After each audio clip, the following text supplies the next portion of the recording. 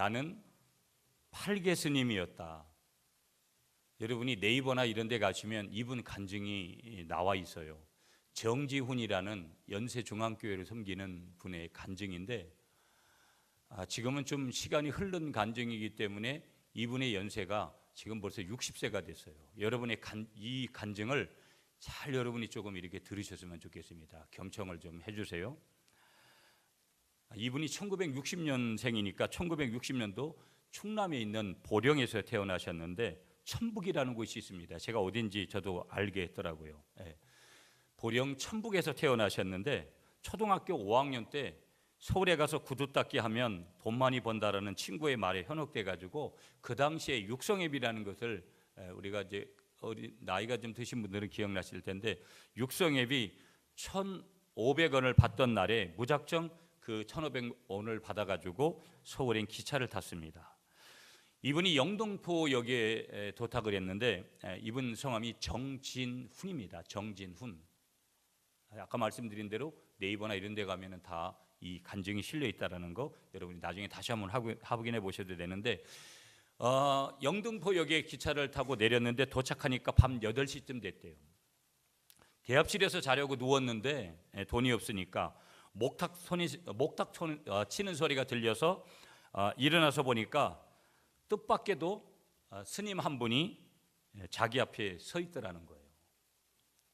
그러면서 이 스님이 이렇게 얘기를 하는 거예요. 정진훈, 너 육성회비 1,500원 가지고 서울 왔지? 대짜고짜 이렇게 자기한테 스님이 큰 소리로 말씀을 하시더라는 거예요. 깜짝 놀랐죠. 깜짝 놀라가지고 어떻게 그 사실을 아시냐고 물었더니 따라오면 가르쳐 주겠다고, 그렇게 해서 간 곳이 관악산에 있는 D사인데, 제가 관악산에 있는 이 절이 굉장히 큰 절이니까 어떤 건지는 제가 확인은 안 했는데, 여하튼 거기에 나온 것은 관악산에 있는 D사라는 거예요. 절이죠, 절. 알고 보니까 그 절에 가서 보니까 그 스님은 그 절의 승려가 700명이나 되는 D사의 주지성이었다는 거예요. 오늘로 말하면 여러분, 한국 교회 안에 부목사가 700명 있는 교회가 없잖아요. 그러니까 굉장히 큰 절이라는 것을 알 수가 있는 것이죠. 보면 거기서 훈련하고 우리 신학생들 같이 거기도 그런 것들이 있잖아요. 그렇게 스님이라고 부르는 그런 사람들, 그러니까 대단한 것이죠. 보면 엄청난 거죠. 거기에 주지승이었는데 내게 밥을 짓고 물 깃는 그런 노릇을 지키면서 승려가 되는 공부를 그 주지승이 가르쳤다라는 거예요. 이 정지훈 씨한테. 그런데 3년을 배웠는데 이 정지훈 형제가 한자를 제대로 개우치지를 못하고 승려들이 모두 가르치기를 포기했다라는 거예요. 그러니까 어찌 보면 얼마나 좀 무식하고 이 사람이 깨우치는데 문외한이었는가 하는 것을 알 수 있는 것이죠. 3년을 가르쳤는데 한자를 제대로 배우지를 못한 거예요. 그래서 다른 이제 스님들이 포기를 했다. 그런데 그 해에 초파일에 불공 드리러 온 어느 여자분의 걸음걸이를 보고 이 정지훈 형제가 한눈에 저 여자는 과부다, 이런 것을 알아맞혔는데 그 일이 누구의 귀에까지 들어갔냐면 이 주지승에게 귀에까지 들어갔다라는 거예요. 함부로 그렇게 말들을 하는 거 교회 안에서도 그렇지만 이 절에서는 얼마나 더 그러겠어요. 700명의 스님들이 있는 절이니까 얼마나 엄격하겠어요. 보면 함부로 말을 했다고 하면 혼날까 봐 겁을 먹고 있는데, 뜻밖에도 주지스님이 그 이야기를 듣고 오더니 내가 바로 내 제자다, 그렇게 기뻐했고 곧 나를 어디로 보냈냐고 이야기하냐면 곧 이분을 정지훈 이 형제를 인도로 보냈다라는 거예요. 여러분, 불교의 아주 중요한 곳이잖아요. 보면 인도로 보내서 3년 동안 고행을 시켰다라는 거예요. 훈련을 시킨 것이죠. 보면. 그런데 여러분, 참 놀라운 것이 뭐냐면 이 3년 동안 견뎌야 되는 이 고행에 먹는 것이 뭐냐면 주먹밥 49개라는 거예요. 49개의 주먹밥을 가지고 3년 동안 견디면서 고행을 하는 거예요. 한편에서는 감탄사가 절로 나오더라고요. 목사가 되는데 신학생 시절에 여러분, 이런 고행을 하라 그러면 견딜 수 있는 사람이 과연 몇 사람이나 있을까요? 너무 가슴 찔리는 부분이 은혜가 하나님으로부터 오는 건데 이건 묘한 은혜가 저에게 다가오더라고요. 49개를 가지고 3년을 견뎌야 되는 고행을 마치고 돌아왔어요. 그래서 19살에 8개라는 법명을 받고 이 D사의 승려가 됐다라는 거예요. 서울에. 계속 이어갑니다, 여러분. 그런데 이 법명을 8개라는 법명을 받은 그날부터 밤 12시만 되면 곤히 잠이 든 나를 찾아온 이가 있는데 그가 바로 불가에서 말하는 신이었다라는 거예요. 우리는 누구예요? 성령을 받은 사람인 줄 믿습니다. 우리는 성령을 받았어요. 하나님의 영이거든요. 예수의 영인 거예요.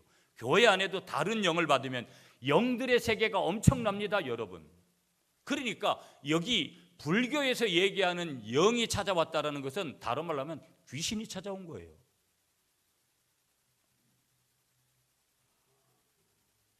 그러니까 아무 영이나 받으면 예수 믿어도 영의 세계가 크기 때문에 엉뚱한 곳에서 잘못돼가지고 엉뚱한 영이 내게 들으면 성령을 받아서도, 다시 말하면 내 안에 있는 성령의 역사가 강력하지 않으면 문제가 생기는 거예요. 문제가 생긴다고요. 잘못된 영에 사로잡히고 잘못된 영에 이끌려가고. 그러면 예수를 믿으면서도 이런 사람들은 비참한 삶을 사는 거예요. 그래서 성경은 뭐라 그래요? 영을 분별해라. 영 분별을 잘해야 된다는 거예요. 그러니까 영의 세계가 있다라는 것이, 제가 항상 얘기해요. 보이지 않는 세계가 보이는 세계보다도 훨씬 더 높고 훨씬 더 넓고 훨씬 더 깊고 훨씬 더 무섭다라는 거예요. 보이는 세계에 보이지 않는 세계가 반드시 영향을 미친다라는 거예요. 이걸 모르면 왜 이런 일이 내 안에 벌어지고 있는 건지에 대한 것들을 우리 인생이 다 하는 것은 아니지만 비참한 일들을 우리가 이제 경험하게 되는 것이죠. 밤 12시에 귀신이 찾아오기 시작하는 거예요. 신은 새벽 5시까지 이 정지훈 형제를 깨워놓고 입술을 통해서, 정지훈 형제의 입술을 통해서 다음날 시주하러 가서 만나게 될 수백 명의 이름과 그 사람의 주머니에 들어있는 돈의 액수, 그리고 과거의 일들을 낱낱이 말해주었다라는 거예요. 그러니까 그 다음날 누구누구 만날 리스트, 여기 있는 분들의 이름을 쫙 알려주는 거예요. 그리고 여기 여러분이 지금 주머니에 돈들이 있잖아요. 얼마 가지고 계세요? 뭐 별로 부자가 아니니까 얼마 들었겠어요? 여러분 무시해서 죄송하지만 그렇잖아요. 아니 또 돈 많다 그러면 괜히 오해받잖아요. 여러분 주머니에 분명히 동전 몇 개락도 들어있을 거예요. 그걸 딱 알려주는 거예요. 누구? 여기 보면 조미순, 오른쪽 주머니에, 아니 그 뭐 안쪽 여기 할머니들 여기 안에 사는 거기 주머니에 2만 원 있고 여기 얼마 있고 여기 얼마 있고, 이걸 다 알려주는 거예요. 그리고 그 사람의 과거의 일들을 다 말해주는 거예요. 조미순 집사님, 이수희 장로님, 다 장로라는 이름을 안 붙였겠죠. 그냥 이수희, 조미순 이런 식으로. 놀랍죠, 여러분. 그러니까 이런 거를 맞춘다고 해가지고 여러분 그 영에 따라가면 뭐예요? 귀신 앞에 덮어 씌우는 거죠. 놀라운 거죠. 이 엄청나게 이렇게 정확하게 사람들이 깜짝 놀라지 않겠어요, 여러분? 그렇게 말해주었다라는 게 12시에 이 귀신이 찾아와가지고 법회를 마친 후 11시쯤에 시주를 나가는데 길 가다가 마주치는 사람들의 이름이 저절로 마음에 떠올랐다라는 거예요. 처음으로 서울에 오던 날 영등포역에서 주지층이 내게 했던 것과 똑같은 방법으로 당신 아무개지 주머니에 얼마 들어있지 라는 말로 사람들을 혹하게 하고 주머니의 돈을 시주하는 사람들에게 과거의 일을 말해주고 신이 말해주지 않는 장래 일은 내 입에서 나오는 대로 거짓말을 했다라는 거예요. 그러니까 여러분 조금 뭐가 이 신비하고 그러면 그 뒤에 여러분 우리 목사들도 엉뚱하게, 제가 이 부흥회를 나가지만 부흥회 가서도 마찬가지인 거예요. 이거 엉뚱한 날라리들이 엄청나게 많은지 몰라요. 이게 우리 인간 세계 속에서 이루어지는 이 현장들 속에 몇 가지는 진실이 있는데 거기다가 거짓말을 덧붙이는 거예요. 이 정도 하면 다 넘어가지 않겠어요, 여러분? 거짓말 쳐도. 그렇게 거짓말을 했다라는 거예요. 승려 초년 시절에는 매일 시주를 나갔는데 하루에 적게는 100명, 많게는 500명에게 신이 가르쳐준 대로 많은 시주를 받아냈다.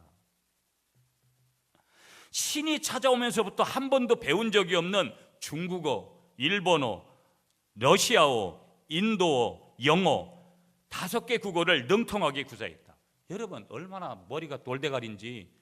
여러분 한자를 3년 가르쳤는데도 제바로 이 한자고 깨우치질 못했던, 그래서 다른 승려들이 포기를 해버렸는데 귀신이 와가지고 강력하게 밀어주니까 어떤 역사가 일어났냐면 5개 국어를 하는 사람이 됐다라는 거예요.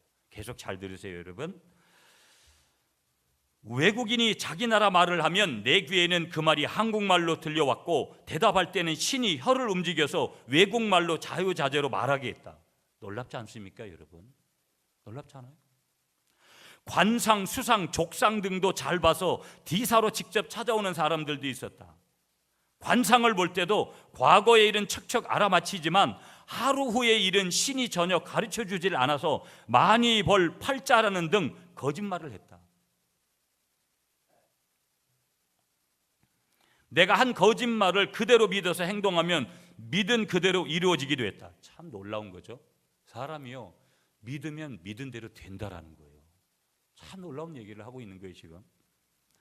이런 신통력 때문에 불가에서는 신동이라 불리며 유명해졌다. 승려가 된 지 6년째 고행을 포함해서 되던 21살 때부터는 여러 군데 대학교에서 동양철학과 심리학을 강의해달라고 강사로 초빙하기도 했다. 초등학교 때는 늘 뒤돌아 1등만 했고 승려들도 가르치기를 포기했던 둔한 머리로 어떻게 대학생들을 가르칠 수 있었는가? 강의 전날 신이 학생들에게 가르칠 내용을 미리 가르쳐 주었기에 가능한 일이었다. 학생들에게 내가 미국의 유명한 대학교를 졸업했다고 거짓말을 했다. 그런데 신기하게도 나는 외국어를 쓸 줄 모른다. 궁금한 것이 있으면 어느 나라 글자든지 칠판에 써라. 즉석에서 해석해 주겠다. 학생들이 칠판에 원어를 쓰자마자 즉시 신이 내게 그 글자의 뜻을 알게 했고 혀에서는 원어가 술술 나오면서 내용을 설명했다. 이런 신통함에 매료당한 학생들은 강의에 깊이 빠져들었다. 강의 도중 눈빛을 통해 가장 혹하고 빠져드는 학생들을 봐두었다가 나처럼 신통한 힘을 가지려면 승려가 되라고 설득했다. 불교제다되는 한 대학교에서는 3년 동안 강의하면서 25명의 대학생들을 승려가 되게 했는데 그 학생들의 학비 전액을 장학금으로 대주느라 승려 월급과 강사 사례비 등 수입 전부가 쓰였다. 참 대단한 사람이에요. 그러니까 이게 보면 다른 종교들도 보면 대단한 것이 그 속에 있는 거예요. 보면 다른 종교를 갖다가 이렇게 높이려고 하는 것이 아니라 그 열심들이 25명의 장학금을 자기가 다 대서 그렇게 25명을 승려로 만들었으니까. 그런데 여러분 귀 쫑긋 하시고 승려 생활 7년째 되는 어느 날 신이 평소 하는 다른 명령을 내렸다. 내일 고향 친구 아무개를 만날 텐데 절대로 아는 체 하지 마라. 이상한 일이었다. 다른 때는 만나라는 말만 하더니 왜 이번에는 만나지 말라는 거지? 다음 날 을지로 사거리에서 그 친구와 딱 마주쳤을 때 신의 명령을 어기고 아는 체 했다. 야, 너 아무개지? 나는 정령일 안수집사 아들 정진훈이다. 뭐 내가 10년 전에 행방불명된 내 친구 정진훈이라고? 그래, 내가 10년 전에 헤어졌던 너 친구 정진훈이다. 내 아버지는 지금은 안수 집사님인데 교회에 안수 집사님인데 박수무당이었다가 전도받아 안수 집사님이 되셨고 그 친구는 무슨 얘기냐? 지금 자기의 친구를 얘기하는 거예요. 그 친구는 아버지를 전도한 목사님의 아들이었다. 그러니까 자기 아버지는 이 정진훈 형제 아버지는 지금 안수 집사님으로 고향에 계시는데 이 친구의 아버지가 목사님인데 목사님의 전도로 갔다가 예수를 믿게 됐다라는 거예요. 신학교 2학년입니다. 이 친구는 신학교 2학년이던 그는 승복 차림의 나를 보고 안타까워하더니 다음 날부터 오전 11시만 되면 디사로 찾아와서 성경 한 구절씩을 읽어주었다. 다시는 찾아오지 말라고 타이르고 심지어 때리기도 했지만 그는 비가 오나 눈이 오나 하루도 쉬지 않고 나를 찾아왔다. 여러분, 참 이 내용을 보면서 정말 가슴에 찔리는 것들이 너무 많았어요. 비가 오나 눈이 오나 하루도 쉬지 않고 이 디사에 가서 자기 친구를 위해서, 영혼 구원을 위해서, 뒤에 말씀드리지만 10년을 이렇게 했다라는 거예요, 이 친구가. 그래서 처음에는 하루같이 매일 11시만 되면 찾아와서 성경 한 구절을 읽어주니까 찾아오지 말라고 했다라는 거예요. 우리가 전도를 하는데 그냥 말 한마디 던지고 그것도 안 해요. 그것도 안 한다고요. 문제는 뭐냐면 매일 우리는 죽겠다는 거예요. 매일 죽겠다는 거. 무슨 얘기냐? 예수하고는 아무 접촉점이 없이 사는 거예요. 예수를 믿으면서도 예수하고는 접촉점이 없는 거예요.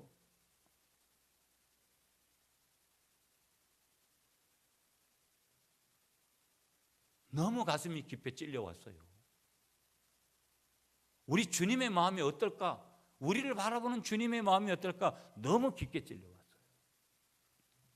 계속 조금 더 여러분, 그 친구가 절로 찾아온 지 10년이 되자 그 정성에 깊은 감동을 받았다. 나도 돌을 닦는 한 사람의 승려로서 입장을 바꾸어 저 친구에게 똑같은 정성을 쏟을 수 있을까? 도무지 그렇게 할 수 없는 것 같았다. 그래서 하루는 친구에게 오후에 밖에서 만나자고 했다. 도대체 성경에 무엇이 있기에 내가 그러냐고 물어볼 생각이었다. 그리고 혼자 방에 앉아 몇 해 전에 친구가 사준 성경책을 처음으로 펼쳐보았다. 무심코 펼친 곳이 예수님이 십자가 사형을 당하기 전날 기도하는 장면이었는데, 만일 아버지의 뜻이거든 이 잔을 내게서 옮기시옵소서. 그러나 내 원대로 마옵시고 아버지의 원대로 되기를 원하나이다.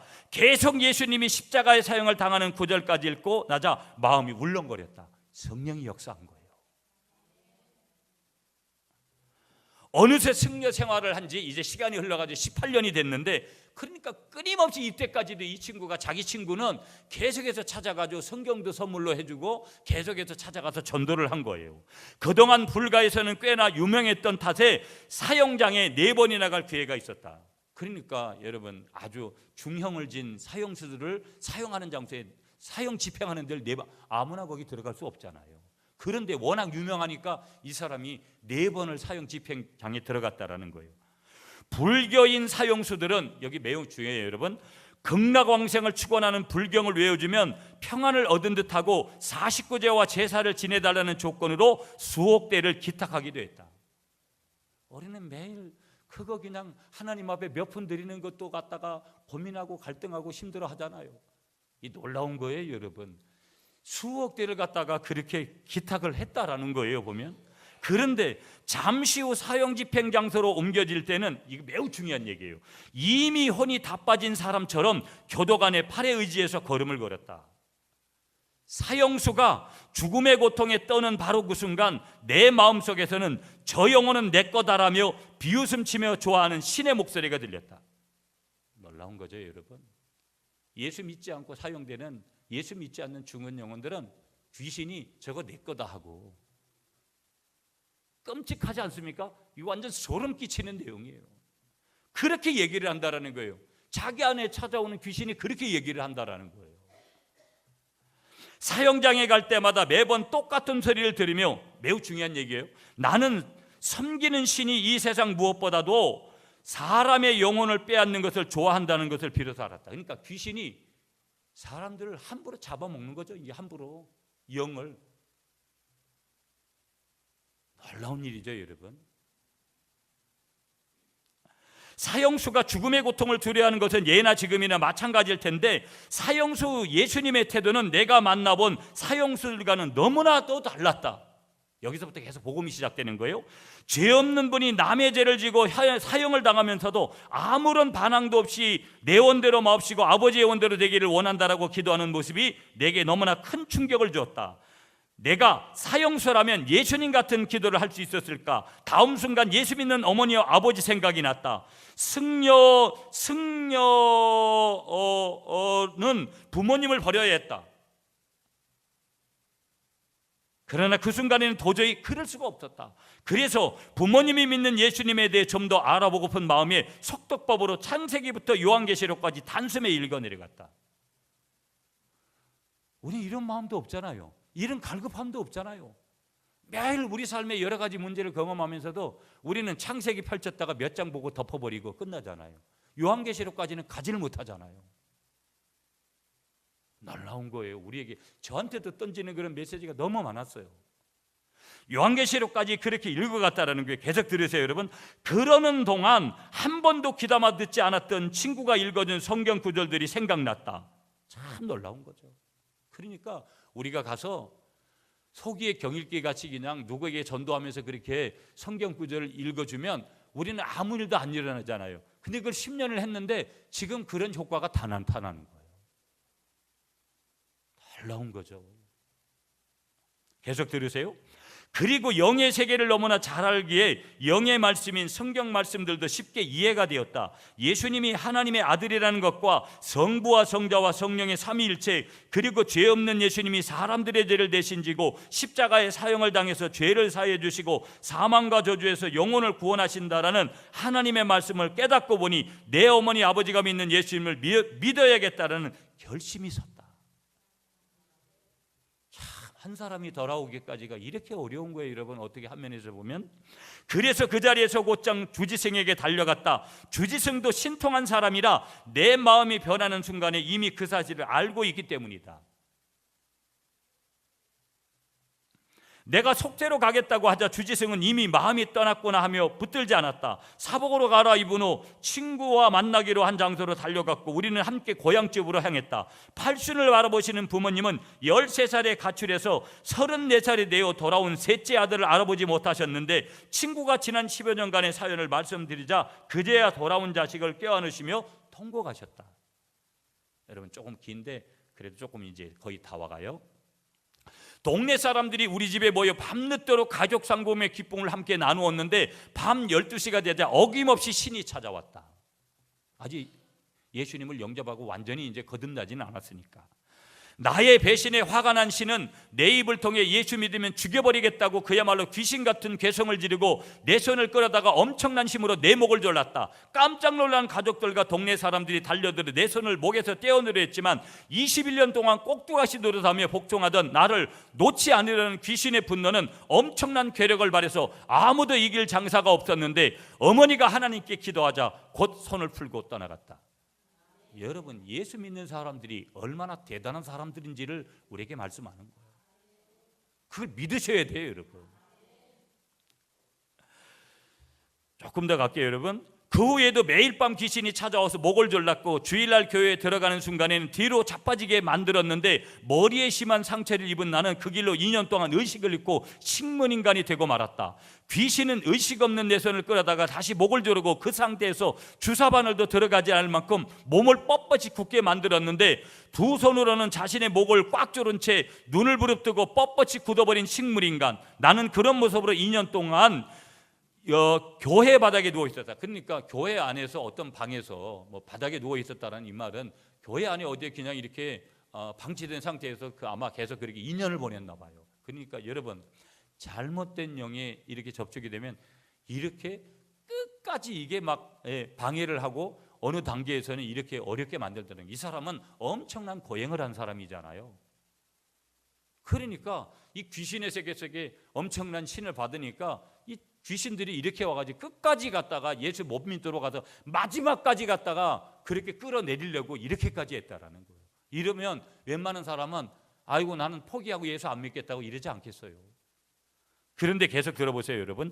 2년 만에 귀신은 나더러 어디로 가려고 하느냐고 물부짖으며 떠나갔고 그 순간에 나는 극적으로 깨어났다. 몸을 일으켜 앉는 순간 내 입에서는 할렐루야가 연발로 터져 나왔고 눈에서는 하염없는 눈물이 쏟아졌는데 꼬박 3일 동안을 흉악한 귀신의 결박에서 내 영혼을 살려주신 하나님의 은혜에 감사하면서 울었다. 이게 복음이죠. 주님 품 안에 돌아오기 한 영혼이 이렇게 어려운 거예요. 어떤 의미에서는 그 2년 동안 부모님께서도 신앙생활하면서 행복하게 살았는데 어머니가 어느 날 갑자기 교통사고로 돌아가시게 되는 거예요. 몇 년 동안 이 사람이 또 영적인 방황을 하게 되는 거예요. 방황을 하면서 그냥 대충 그렇게 살아가다가 2000년 1월 넷째 주일 혼자서 노량진에 있는 연세중앙교회를 찾아가고 거기서 다시 이 사람이 결단을 하고 예수를 이제 끝까지 바르게 믿겠다고 결단을 하고 오늘에까지 이르는데 이분이 오늘날 1960년생이니까 60살이 됐다라는 거예요. 예수 잘 믿고 계시는 것이죠. 여러분, 아주 긴 간증을 말씀드렸어요. 오늘 우리가 읽은 히브리서 11장에 보면 1세기 기독교가 박해를 받는 속에서 그리스도인들의 믿음이 흔들리고 배교의 위험이 있는 고난의 시기를 지금 묘사하고 있습니다. 당시의 기독교는 정부로부터 정치적인 압력과 유대교로부터 종교적인 그런 압박으로 신앙을 유지하기 굉장히 어려운 상황이 있습니다. 여러분, 오늘 예수 잘 믿어요? 잘 믿도록 그렇게 우리 환경이 그렇게 만들어요? 그렇지 않습니다. 오늘 1세기가 그랬다라는 거예요. 이러한 긴박한 위기에 자신들의 신앙을 부정하는 불신이 나타나는 거예요. 뭐 예수 믿어도 별거 없는데 뭐 이렇게 예수 믿어가지고 힘들어가지고 예수 믿을 필요 뭐 있어? 공적 예배에 대해서 나태하고 예배 잘 안 드리는 거예요. 어쩌다 예배 한번 나오고 예배를 갖다가 정상적으로 드리지 않고 기도가 하지 않고 기도가 소홀하고 불건전한 결의가 있고 교육이 부재하고 이런 것으로 인해서 성경을 소홀히 하는 그런 현상들이 나타나서 신앙 전반에 거쳐 믿음이 식어지는 그런 현상들이 나타났다라는 거예요. 이미 히브리서가 기록되지는 그 초대교회를 말하는 거예요. 이러한 결과 예수님에 대한 신앙을 버리고 유대교로 개종하려는 사람들이 그때 많이 나타났다는 거예요. 이런 상황 속에서 변치 않는 믿음을 지킨 신앙의 본보기로 구약의 인물들을 지금 히브리서 기자가 소개를 하면서 변치 않는 신앙의 위대성을 밝힘으로써 고난받는 유대인 개종자들의 흔들리는 신앙을 바로 잡으려는 목적하에서 쓰여진 것이 어디냐면 오늘 본문이라는 거예요.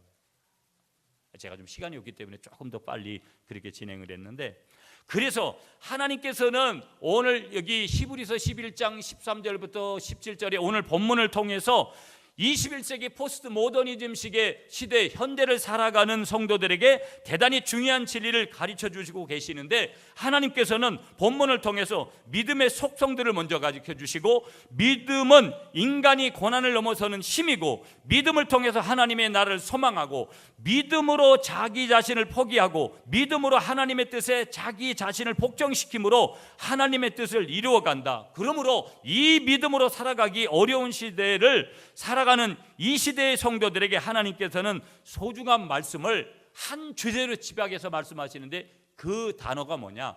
믿음이라는 거예요. 자, 그렇다면 믿음으로 산다라는 것이 도대체 뭘까? 그냥 믿음으로 산다라는 것은 어떤 것을 의심하지 않는다고 모두 그것이 믿음이 되는 거냐? 아니, 옳시다라는 거예요. 무슨 얘기냐? 단순히 어떤 것을 맹종하다시피 쫓는다고 해서 그것이 믿음이 되냐? 아니라는 거예요. 내용이 없는 맹목적인 따름도 믿음이 될 수 있느냐? 아니라는 거예요. 그렇다면 성경에 나타나는 믿음의 가장 적절한 단어가 뭐냐면, 여러분, 동사 중에 해민이라는 동사, 영어 동사를 쓰고 있는데, 이 동사의 뜻이 뭐냐면 어떤 일이 확실하다고 여기다. 그러니까 어떤 일이 확실하다고 믿는다, 고수하다, 신뢰하다, 약속하는 바를 지키다, 이런 동사적인 의미가 있는데, 그렇다면 오늘 본문에서 말하고 있는 믿음은 뭐냐? 객관적인 사실을 인식하는 것이고, 조금 어렵게 설명해서 죄송해요, 지적인 동의가 일어나야 되고, 또 인격적인 위탁의 요소를 총망라하는 것이다. 여기까지는 여러분이 이해를 좀 안 돼도 그냥 넘기셔도 상관없어요. 다시 말하면 믿음은 알지 못하고 무조건 따르는 것이 아니라는 거예요. 무조건 맹목적으로 따르는 것이 아니라 알고 따르는 삶이 믿음이라는 거예요. 그러면 저와 여러분이 뭘 얼마만큼 알고 있어요? 여기서 아는 것은 주님이, 우리가 믿는 주님이 얼마나 위대하신 분이고, 창조주가 되시고 전능자가 되시고 치료자가 되시고 우리에게 평강을 주시고, 이런 분으로 구원자가 되시고, 이런 분으로 우리가 알고, 나를 사랑하되 얼마나 사랑하시고, 이 세상에는 그 주님과 같이 나를 사랑하는 사람이 없다라는 것을 분명하게 인정하는 그 믿음 안에서 우리가 살아가느냐, 그 믿음을 우리가 알고 따르는 거. 여러분, 나는 저 사람을 멘토로 따르고 싶다. 제가 여러분, 목사님들 중에 형님으로 부르는 사람은 몇 사람 안 돼요. 나이 많다고 아무나한테 가서 형님 그러지 않습니다. 형님 같지도 않은데 뭐 행동하고 돌아다니는 게. 정말 내가 따를 만한 사람이 나오면 그 사람에게 제가 형님이라고 부른다고요. 우리의 인생의 멘토도 마찬가지. 아무나 우리가 사귀는 거 아니잖아요, 친구들을요. 그래서 오늘 우리가 여기 본문에서 말씀하시는 대로 말씀하면 이러한 견지에서 볼 때 본문에서 말하는 믿음이 뭐냐? 허상을 쫓는 것이 아니다. 인격적인 하나님께 반응하는 것이다. 뭐가? 인격적인 하나님 앞에 반응하는 것이 믿음이라는 거예요. 믿습니까, 여러분? 그것은 하나님께서 계심을 아는 것을 뜻하는 동시에 하나님을 신뢰하며 언제나 하나님만을 바라보며 자신을 포기하고 하나님께 모든 것을 의탁하는 것임을 알 수 있다. 뭐가? 믿음이. 자, 그렇다면 인간이 믿음을 가져야 하는 이유가 뭘까? 여러분, 저와 여러분이 왜 믿음을 가져야 되느냐? 이유는 간단하다는 거예요. 우리는 불확실한 시대를 살아가고 있다라는 이 사실 때문에. 우리 오늘 장로님이 기도했어요. 여러분, 미세먼지 이게 엄청난 거잖아요. 그 미세먼지가 여러분 잘못돼서 뇌락도 잘못 이렇게 저기 하면 그냥 끝장나는 거잖아요. 참 보면 더 겸손하게 살아야 되고 믿음으로 살아야 된다는 것이 그런 데서 나오는 거예요. 그거 한 가지만 있습니까, 여러분? 그거 한 가지만 있는 게 아니죠. 여러분, 우리가 그렇게 좋아하는 생선도 생선이 이제는 플라스틱을 먹고 그 안에 플라스틱이 있어서 그런 것들이 생선이 플라스틱을 물고 나오는 그런 시대예요. 앞으로 그런 일보다도 더한 일이 벌어지면 벌어졌지 덜 벌어질 수 없는 그런 시대. 너무나 많은 일들이 우리가 정치적인 위정자들을 보면 국가의 위정자들을 봐도 윤리적인 기업의 이런 부분들을 봐도 우리는 다 뭐냐? 불확실한 시대에 살고 있다라는 거예요. 그러면 오늘 시간이 많이 됐기 때문에 이런 불확실한 시대를 살아가는 오늘 본문의 하나님의 대안이 뭐냐? 여러분, 오늘 본문 13절을 먼저 읽어주세요. 빠른 속도로 가야 돼요. 여러분, 오늘 간증하는 소개를 하는 시간이 많이 가서 13절 시작.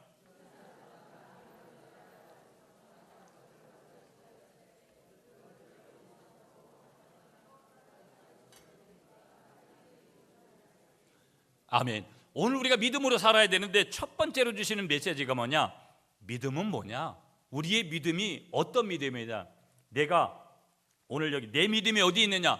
너 믿음의 색깔이 어떤 믿음이어야 되느냐? 여기 하나님께서 첫 번째로 13절에서 주시는 메시지가 믿음은 약속을 따르는 것이다. 누구의 약속? 하나님의 약속. 우리는 자꾸 환경을 가지고 논해요. 여건을 가지고 논해요. 자기의 생각의 상태, 자기가 느끼는 상태, 그런 것만 가지고 우리가 인생을 살려고 해요. 그래서 어떤 때는 살맛이 안 나죠. 어떤 때는 의미가 없죠. 어디로 가야 될지를 모르죠. 어떻게 해야 될지를 모르죠. 화가 나죠. 여러 가지 일들이 우리에게 뒤섞입니다. 물론 우리는 인간이기 때문에 이런 이 감정과 이런 거에서 떠나갈 수는 없지만, 그러나 우리의 믿음 속에 꼭 자리해야 될 것은 뭐냐? 믿음은 약속을 따라 사는 것이다. 하나님이 주시는 약속, 사랑하는 아들아, 사랑하는 딸아, 내가 너를 사랑하고 너의 가정을 어떻게 하고 하는 하나님이 그 주시는 약속을 따라 사는 것, 그게 뭐라는 거예요? 진짜 믿음이라는 거. 두 번째 믿음이 뭐냐? 15절 시작.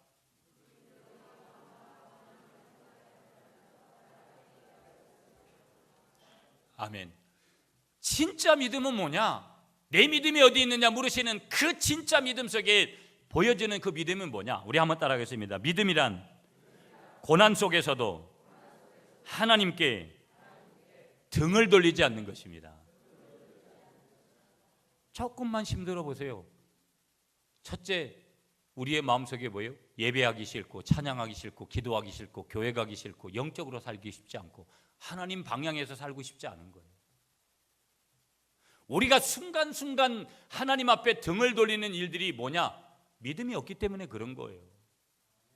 여러분을 축복합니다.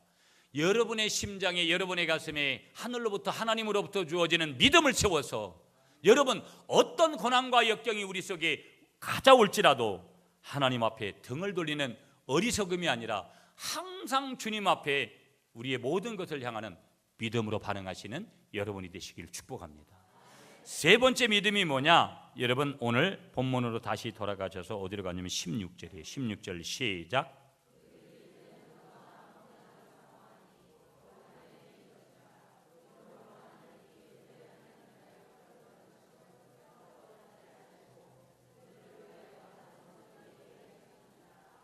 아멘. 한번 따라하겠습니다. 믿음은 나 자신을 비우는 것이다. 온갖 세속적인 것들이, 여러분 저도 온갖 세속적인 것들이 제 속에 몰려와서 이 목사직을 행한다라는 것이 얼마나 어렵다라는 것을 제가 깨닫습니다. 우리는 눈만 이렇게 뒤돌아봐도, 귀만 쫑긋하고 있어도, 여러분 어떤 귀로 들려오는 수많은 얘기들이 정말 하나님의 말씀대로 살기가 얼마나 어려운지 몰라요. 우리는 끊임없이 자기를 비워내는 작업을 해야 되는 거예요. 제가 어제도 셀리더들하고 부흥회를 갔다 와서 정말 우리 교회는 어딘가 한번 이렇게 찔러보면 별의별 사람들이 다 나와요. 우리는 아직까지 갈 길이 모르는 거죠. 여러분 자기를 비워야 돼요. 여러분이 내 속에 뭐가 숨겨져 있다는 거 알아요. 모르는 것도 있지만 안다니까요. 대부분 그가 하나님이 기뻐하시는 거 아니면 다 비워내야 돼요. 뭐 하면서? 회개하면서. 마지막으로 한 가지만, 시간이 낮아서 여러분 마지막 한 가지만 더 볼게요. 여러분 우리 어디로 가냐면 17절로 가겠습니다. 17절 말씀 한 목소리로 시작.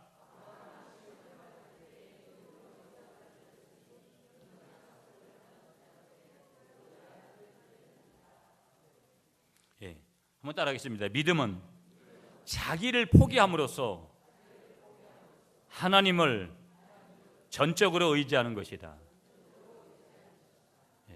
그러니까 아까 우리가 자기를 비우는 거하고 똑같겠죠. 자기를 포기하면서 자기가 없어지면 하나님이 크게 보이는 거예요. 자기가 커져 있으니까 하나님은 요만큼밖에 보이지 않으니까 자기 방법대로 사는 거예요. 그러니까 오만 어려움들이 우리에게 오죠. 우리를 버리기가 참 어렵죠, 여러분.